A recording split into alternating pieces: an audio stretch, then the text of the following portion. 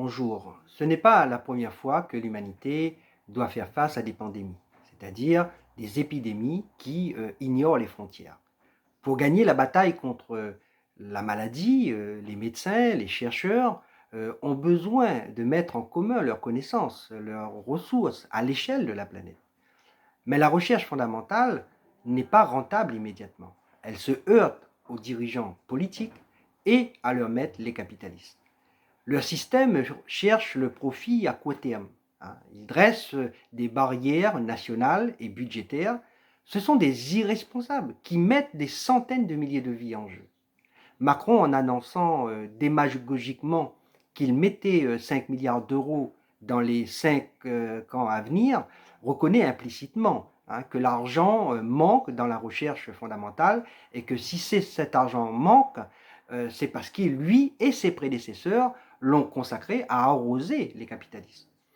Aujourd'hui, c'est la course pour trouver un médicament. Les équipes de recherche travaillent en liaison transfrontalière. La Chine n'aurait pas pu maîtriser la maladie aussi vite sans l'aide et les conseils de scientifiques dévoués de plusieurs pays. Les médecins du monde entier qui se trouvaient sur place en Chine auraient eu la même attitude, la même solidarité envers n'importe quel pays, et c'est cela l'avenir des relations au sein de l'humanité.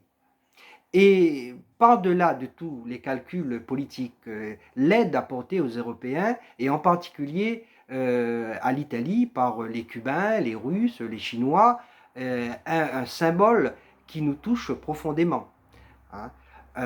C'est aussi un symbole que parmi les 5 médecins victimes du coronavirus en France, 2 sont issus de l'océan Indien, un malgache et un mauricien.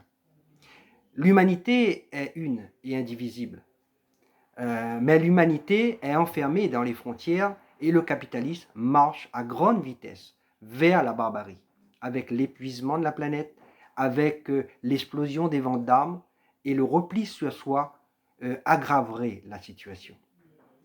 Tout le monde a été choqué par le gouvernement tchèque volant les masques que les Chinois avaient envoyés aux Italiens.